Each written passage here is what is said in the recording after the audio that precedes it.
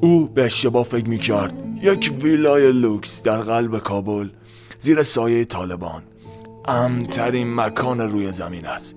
رهبر القاعده، پزشکی که روزی در قاهره جراحی میکرد، حالا عادت داشت هر صبح به بالکن همان خانه برود و در هوای تازه نفس بکشد. اما او نمیدانست که آن بالکن ماه‌هاست در نقطه گذاری یک پهپاد آمریکایی قفل شده است. صبح 31 جولای 2022 درست همانطور که اطلاعات آمریکا پیش بینی کرده بود، الظواهری روی بالکن ظاهر شد و در ساعت 6:18 صبح بدون هیچ هشدار قبلی سکوت محله شیرپور با صدای برخورد دو موشک شکسته شد. الظواهری مغز متفکر حملات 11 سپتامبر و رهبر القاعده پس از بن لادن با این عملیات هدفمند که حاصل ماه‌ها ردیابی الگوی زندگی او بود کشته شد. تمام من روز شنبه به دستور من ایالات متحده یک عملیات هوایی موفقانه را در کابل انجام داد که منجر به کشته شدن ایمن الظواهری امیر القاعده شد. اینجا رسانه تاریخی، تحلیلی و ملی‌گرایانه میکائیل. ایمن الظواهری 1951 توی قاهره به دنیا میاد. جالبه بدونید از یه خانواده‌ای که تو طبقه متوسط که همشون یا استاد دانشگاه بودن یا محقق بودن یا آدمای کلاً سطح بالایی بودن از نظر جایگاه اجتماعی. مثلا پدر بزرگش امام اعظم دانشگاه مصر بوده یا عموش اولین دبیر کل اتحادیه عرب بوده. پدرش هم توی دانشگاه قاهره استاد داروشناسی بود، علوم تجربی. و اینم خب توی مدرسه که میره طبیعتاً به عنوان کسی که از این خانواده با این تحصیلات میاد بیرون، هم تحصیلاتش خوب بوده و هم درگیر اسلام و یه مسلمون خیلی جدی بوده و توی 15 سالگی دستگیر میشه به خاطر اینکه عضو اخوان المسلمین شده بود. زمانی که اخوان المسلمین توی مصر به قدرت رسیده بود ولی هنوز غیر قانونی اعلام شده بوده. این همون موقع تو دوره نوجوانی یه مدت عضو میشه و اساساً آشناییش با اسلام سیاسی از همونجا نشأت میگیره. و در عین حال جالبش اینجاست که درسش هم خیلی خوب بوده. یعنی همزمان که این فعالیت‌های جهادی و اسلامی رو انجام میداد، حالا در سطح خودش درسش هم میخون و توی یک دانشکده خوب پزشکی توی قاهره، یعنی همون جایی که باباش هم درس میداد، اول لیسانسشو میگیره بعد ارشد جراحیشو میگیره. یعنی کاملا یه جراح زبردستی میشه برای خودش توی سالهای بعد. و بعد از فارغ التحصیلش میاد کلا توی همون قاهره یک کلینیکی برای خودش میزنه و مشغول کارهای پزشکی و جراحی خودش میشه. ولی یه سری اتفاقاتی اون موقع توی مصر میفته دهه 70 که این دیگه میفهمه که نه، آدمی نیست که بتونه این زندگی رو هندل کنه و باید بره سراغ علاقه خودش، رفقای جهادی خودش، اسلامگرای خودش و با اونا کار بکنه. و در ادامه جهاد اسلامی مصر تأسیس میشه که اینها نشأت گرفته از همون تفکرات خانی بودن و حرفشون این بود که آقا این دولتی که فعلا توی مصر در سر کاره غیر اسلامیه، چون همون موقع رئیس جمهورشون انور سادات بود که انور سادات خب میشه گفت درست اوایل دولتش با اسرائیل جنگید و عقاید اسلامی داشت، ولی در ادامه کاملا عوض شد، روی کردشو عوض کرد و با اسرائیل کاملا مذاکره کرد و یه دوره‌ای داشتن روابطشون خیلی خوب شده بود. حتی قبل از انور سادات هم جمال عبد الناصری بود که درسته با اسرائیل می جنگید ولی باز هم مورد حمایت این اخوانی ها و حالا بعدم که میشه طیفی از توشون میاد بیرون و جهاد اسلامی مصر تشکیل میده، مورد تایید اینا نبوده، چون اینا پان عربیست بودن، اینا ولی پان اسلامیک بودن. مثلا سنین 20 سالگی بودن که یکی از مهمترین هاشون بود همین این اول ظواهری بود، درگیر جدال با دولت بودن که میرسه به 1981 که انور سادات ترور میشه توسط یکی از اعضای همینها که لباس سرباز پوشیده بود. احتمالاً دیدید ویدیوشو که میره و اونو ترور میکنه موقعی که سربازا دارن رژه میرن. بلا فاصله سیستم اطلاعاتی مصر شروع میکنه به جمع‌آوری تعداد مهمی از اینها، اونایی که حدس میزده درگیر شده باشن با این عملیات و حدود 400 نفر رو دستگیر میکنه. 300-400 نفر. موقعی که اینا رو میگیرن در بین اون 400 نفری که حدوداً دستگیر شده بودن، ایمن از همشون صد بالاتر بوده، رأس هرم بوده، میشه گفت رهبر اونهایی بود که توی زندان بازداشت شده بودن. و توی دادگاه هم وقتی اینو میبرن برای محاکمه، به عنوان سخنگوی کسی که به عنوان رهبر اونا جلوی قاضی صحبت میکرده، برگشته بوده گفته ما برای یک دولت اسلامی و یک جامعه اسلامی میجنگیم. و یعنی اصلا تکذیب نکرده و نزده زیر حرفش و این شخصیت رو داشته. و خود ایمن یه داستانی داشته که میگه ربطی به قتل انور سادات نداشت، ولی به خاطر اینکه سلاح‌های غیر قانونی نگه می‌داشته تو خونه‌شون 3 سال زندانی میگیره. وقتی وارد زندان امنیتی مصر میشه، مهمترین نقطه عطف زندگیش رقم میخوره و اونجا با کسان دیگه ارتباط میگیره که خیلی افراطی تر از همیشه بود. وقتی که آزاد میشه، خیلی جالبه بدونید از اینجا به بعد میخوره به ماجراهای جنگ افغانستان و مسلمون ها، اون طیفی که جهادیان خصوصا شروع کرده بودن از جاهای مختلف دنیا خودشونو میرسونن به افغانستان تا جلوی این کمونیستای بی خودو بگیرن و از برادران مسلمون خودشون دفاع بکنن. اصلا همزمانی که این خودشو میرسونه به افغانستان، از اونور بن لادن که یک عربستانی پولدار بوده، البته اونم جالبه، اونم از یک خانواده تحصیل کرده و لول بالا و با کلاس، اینش خیلی جالبه. این 2 نفر خیلی زود همو جذب میکنن چون از یک نوع خانواده اومده بودن. البته با یه مقدار فاصله اینا همدیگر رو پیدا میکنن، میرن تو افغانستان مستقر میشن، ولی چون ویژگی‌های مشترکی داشته از نظر نروی خیلی خوب با هم مچ میشن. هرچند اون موقع به عنوان یک پزشک رفته بود، یه پزشک جهادی که سعی میکرد کسایی که آسیب میبینن، مجاهدینی که آسیب ببینن رو مداوا کنه، ولی خب خیلی زود چون رهبری اون جهاد مصر رو داشت، خیلی تحویلش گرفتن و دیگه در سالهای بعد میشه عملاً دست راست بن لادن. این بعد اون قضایای افغانستان دوباره برمیگرده مصر و دوباره روی همون جهاد اسلامی مصرش کار میکنه.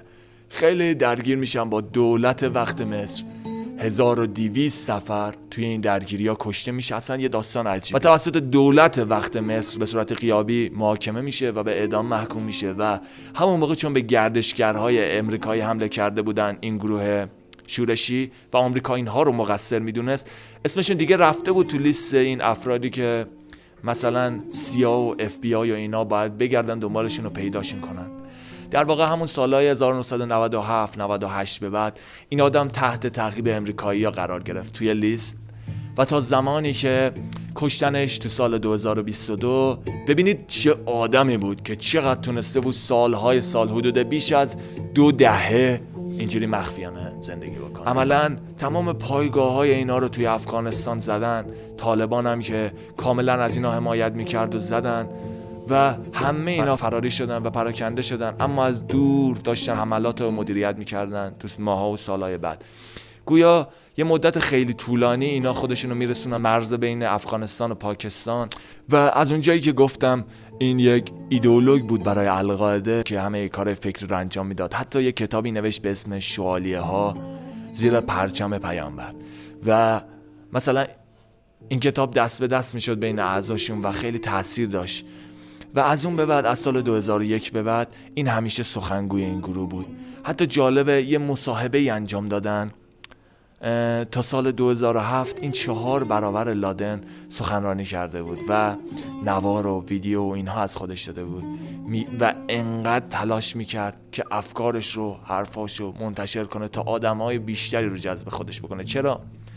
چون یه اتفاق مهمی افتاد و اون اتفاق این بود که تا اون موقعی که امریکا حمله کنه اونا یک سازمان واحد بودن، یه هسته مرکزی که دستور میگرفتن و عملیات انجام میدادن.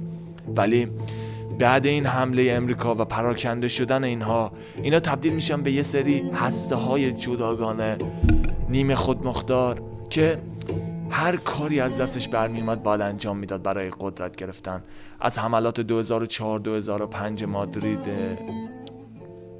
بارها تلاش کردن به خطوط آمریکایی خطوط هوایی آمریکا نفوذ پیدا کنن، خیلی کارهای مختلف سعی کردن انجام بدن. خیلی هاشون اینطوری بود که یا خود مختار اتفاق میافتاد یا اطلاعاتی به اینا هم میدادن، چون اینا نمیتونستن به راحتی ارتباط بگیرن دیگه. و تو تمام این سالها این دست راست بن لادن بود. 2006 امریکا موفق میشه که توی همون حوالی خط ترور اینا رو 2006 امریکا موفق میشه که اینو تو همون حوالی خط بین ایران و افغانستان و پاکستان شناسایی کنه و یک طراحی برای عملیاتشون میکنن. متوجه میشن این توی یه پایگاهیه و بمبارون میکنن کلا اونجا رو. 4 تا از معاونین و دستیارانش کشته میشن و خیلی آسیب میبینن، خیلی آسیب وارد میشه به دارای اطلاعاتشون، ولی باز همین زنده میمونه. و جالبه که بعدها یه ویدیویی برای آمریکایی‌ها ضبط میکنه، میگه که شماها نمیتونید حتی 1 ثانیه زودتر مرگ من رو رقم بزنید. یعنی حرفش اینه که خدا رقم زده که من کی کشته بشم، سرنوشت من چیه و شما نمیتونید دخالتی داخلش داشته باشید. و تو تمام سالهای بعدم ادامه میده این کاراشو و تمام تلاشش این بود که آدمای بیشتری رو در اقسام دنیا جمع کنه دور خودش. میرسه به 2011 وقتی که بن لادن کشته میشه، اونو که بررسیاش تو یوتیوب هست، و بعد میخوره به قضیه بهار عربی. از اونجا به بعد که عملاً این خیلی کار براش سخت‌تر شده دیگه. اون چهره کاریزماتیک بن لادن از بین رفته و خیلی ها این حرفشو نمیخونن و خب درست این رهبر اعلام شد رسما رهبر القاعده، ولی کسایی بودن که دیگه قبولش نداشتن چون کاریزما بن لادن رو نداشت. ولی تلاش میکنه خودشو اون رهبر بهار عربی معرفی کنه، در حالی که با زندگی مخفیانش رو ادامه داد و خیلی ها تلاش میکردن که از افسران اطلاعاتی و CIA و پنتاگون و جای مختلف سعی میکردن اینو پیدا کنن ولی موفق نمیشدن.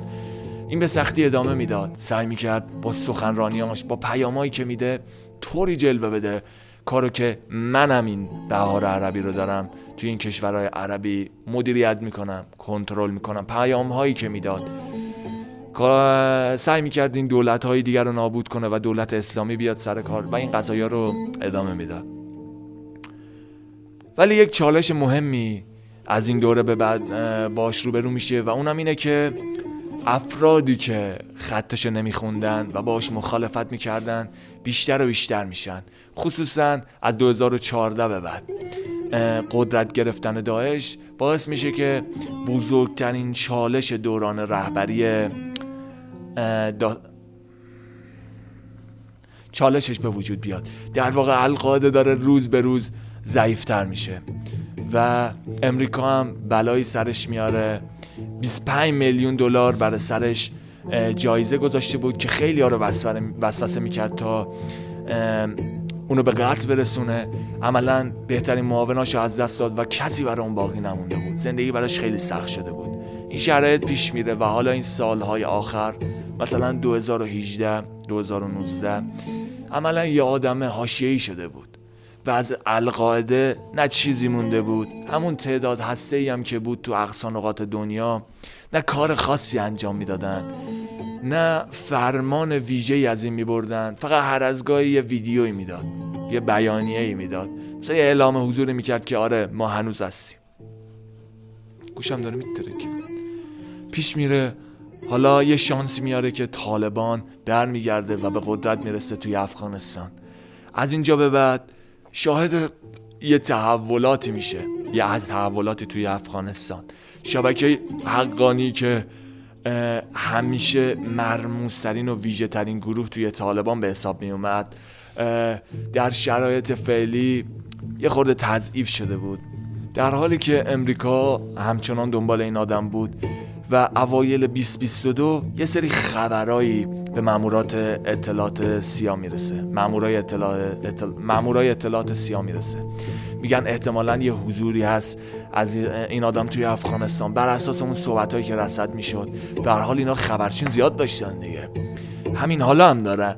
یعنی اینا سالها مستقر بودن توی این افغانستان و سیستم‌های اطلاعاتی خودشونو مستقر کرده بودن بالا سر این دوست ما. یه سیگنالایی بهشون میرسه، ولی آمریکا چون درگیر جنگ خودش بود زیاد فرصتی نمیکرد خیلی برای این قضیه ها بذاره. ولی تا اینکه خبرچین ها میان اطلاع میدن و میگن آره آقا همسر و دختر و نوه های ایمن توی پاکستان موقع مستقر بودن، اومدن توی افغانستان و توی کابل مستقرن و این یک جرقه‌ای میزنه توی همون جامعه اطلاعاتی امریکا و جو بایدن در واقع خیلی درگیر قضیه میشه و یه تیم ویژه خیلی کوچیک رو مستقر میکنه که شما فقط تمرکزتون رو بذارید ببینید آیا میشه خودشم پیدا کنیم یا نه، خودشم هست یا نه، خانواده‌اش هست. ولی خب کار این نیستن که یه خورده که اینا تحقیق میکنن و فعالتر میشن، متوجه میشن که اینم بعد از یه مدت از پاکستان خودش رو رسونده به افغانستان، اومده توی کابل و توی یک ساختمونی مستقر شده. حتی ساختمونه هم پیدا کرده بودن، بهشون گزارش داده بودن خبرچینا. مال کی بوده؟ ساختمون واسه یکی از حقانیا بوده.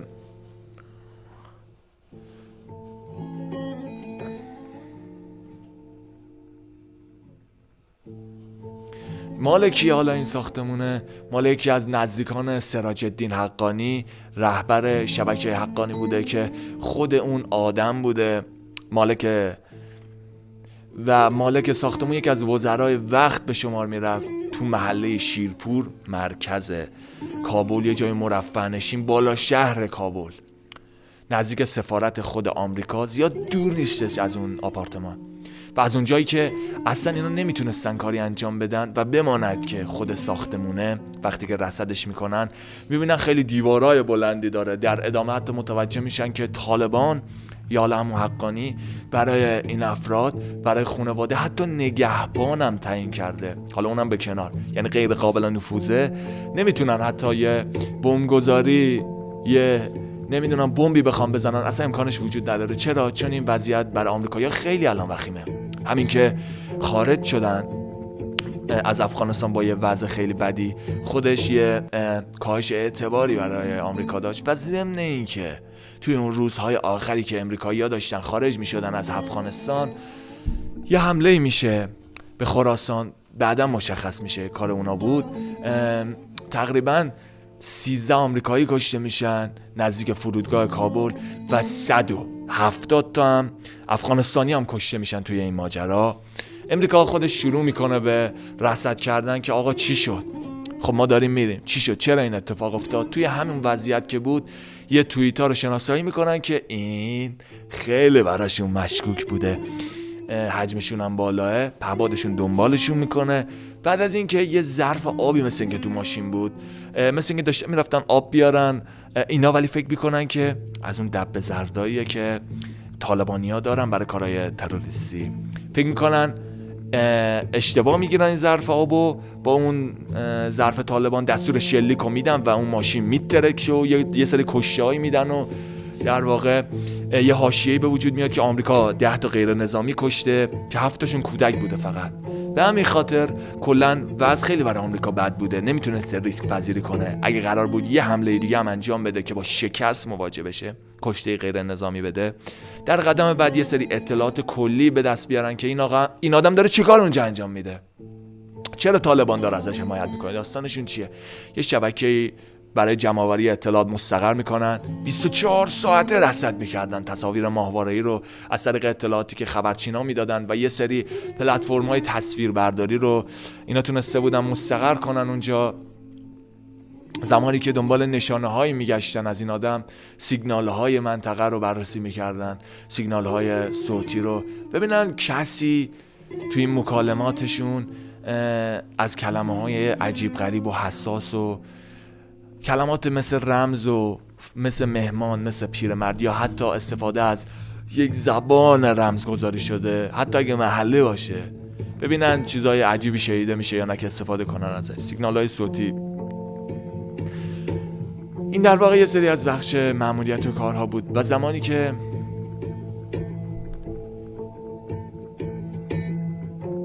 شروع کردم بررسی کردن ساختمون، چون بایدن تاکید کرده بود که به ساختمون هم نباید آسیب برسه، چون غیر نظامی ها هستن، زن و بچه ها هستن، نوه هاش هستن، اونا نباید کشته بشن و اگر کشته بشه وضع خیلی خراب میشه. رسیده الان ماجرا به بهار اون سال، فصل بهار. از زمستون گذر کرده بودن و الان مشاور امنیت ملی که توی اون سال بود کاملا در جریان قرار گرفته بود، جریان عملیات. خود بایدن در جریان قراره، یه تیمی از مشاوران حقوقی حتی اینا رو برده بودن تا، ولی افراد کمی باید مطلع میشد، ولی با این حال به یه سطح رسانه‌ای رسیده بوده این عملیات.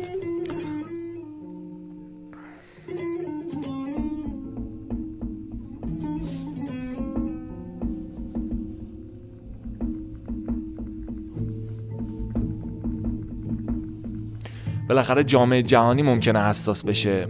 سازمان ملل وقتی میرسه به جون 2022 اینها موفق شده بودن با همکاری آژانس ملی اطلاعات جغرافیایی یه ماکت خیلی دقیقی رو درست بکنن که همه این قضایا رو نشون میداد توی اون ساختمون کی کجاست، از چه چیزایی استفاده شده، مدل رو دقیقاً پیاده میکنن. میرسه به 22 جولای، میگذره میرسه اون روز 31 جولای. خب اینها از ساعات بامداد زیر نظر گرفته بودن ایمنو و منتظر بودن زمانی برسه که هم خود ایمن میاد توی بالکن و هم مطمئن باشن که کسی نزدیکش نیست که براش اتفاقی پیش بیفته. از یک پهپادی استفاده میکنن MP9 که پهپادیه که از عملیات خاص در عملیات خاص ازش استفاده میشه. پهپادیه که هم میتونه سلاح حمل بکنه، سلاح ویژه خودشو، و هم کلی حسگر داره، حسگرهای ویژه‌ای روش به کار رفته. نام من روز شنبه به دستور من ایالات متحده یک عملیات هوایی موفقانه را در کابل انجام داد که منجر به کشته شدن ایمن الظواهری امیر القاعده شد. میگم ما بن لادن رو که کشتیم، بعدم انداختیمش توی دریا که بعدم مثلا قبرش با آرامگاه و این چیزا تبدیل نشه. این آدما می‌خواستیم همینجوری کلا حذفش کنیم، هیچی ازش نمونه، رندش کنیم، تموم شه بره. در حالی که این پهپاد گفته نشد از کدوم کشور، گفته نشده، فقط گفتن از کشوری با فاصله دور. البته به احتمال خیلی زیاد پاکستان بوده. خود طالبان هم پاکستان رو مقصر اعلام کرده بود. این پهپاد از خاک پاکستان بلند میشه و از یه فاصله خیلی دور میره و این بمب نینجا رو شلیک میکنه. ما بسیار مستقیم نظر خود را با رهبران طالبان در مورد تمایل آنان برای پناه دادن به الظواهری و خانواده‌اش شریک ساخته ایم. ما واضح کرده ایم که نه معتقدیم، نه فکر میکنیم و نه تصور میکنیم، بلکه میدانیم که این کار نقض توافقنامه دوحه است. و یکی دیگر هم میزنم پشت سرش. 2 تا شلیک میشه پشت سرش که هیچ بحثی باقی نمونه. ساعت 6:18 صبح بوده که به وقت محلی که این اومده بود توی بالاکان و سیگارشو بکشه، این 2 تا بمب بهش میخورن و احتمالاً چیزی ازش باقی نمیمونه. تموم میشه ماجرا. تا 1-2 روز اصلا هیچ کسی هیچ اشاره‌ای به این ماجرا نمیکنه. خود طالبان هم که اصلا گردن نمیگیره، اصلا اشاره نمیکنه. اونا چون اصلا میگفتن اصلا نیست، این آقا تو افغانستان نیست، ما هیچ حمایتی از اینا نمیکنیم. امریکا هم تا یه مدت وامیست اصلا ببینه چه ریاکتی به وجود میاد، اصلا مطمئن بشه این اتفاق افتاده یا نه، فوت شده یا نه. موقعی امریکایی‌ها براشون خیلی جدی میشه که میفهمن نیروهای طالبان، اون هسته‌ای که با خبر بود و داشت مدیریت میکرد، نیروهاشون رو فرستادن اطراف ساختمون، کلشو قرق کردن که کسی نره بیاد، تصمیمی گرفته نشه چیزی لو نره. و خانواده این آدم رو هم، زنش و دخترش و نوه‌اش رو دور کرده بودن، کلا برده بودن یه جای دیگه. اینجاست که امریکایی‌ها مطمئن میشن هم خبری از ایمن نیست، پس حتما کشته شده، هرچند جسدش هیچ وقت بیرون نمیاد چون چیزی ازش نمونده بود. ولی دیگه خب اینا مطمئن میشن و بلافاصله میان خبرش میکنن و خود بایدن سخنرانی میکنه و توش استفاده میکنه کلمه ایمن و مقامای دیگه میان تبریک میگن آره ما جدیم تو مبارزه با تروریستا. و اینجاییه که طالبان تا همین حالا روایتش اینه که اون ساختمون خالی بود، یعنی امریکایی‌ها یه ساختمون خالی رو زدن که بگن آره ما ایمن کشتیم. ولی موقعی دیگه قطعی میشه ماجرا که سیف العدل به عنوان جانشین غیر رسمیش معرفی میشه. سیف العدل هم یه آدم ویژه‌ایه، اونم توی مصر دقیقاً با همین آدم بوده. تو مصر کار کرده بودن، سرهنگ دوم بود، تو نیروهای ویژه بود و مسئول کارهای عملیاتی و نظامی بود، آموزش‌های نظامی رو این میداد.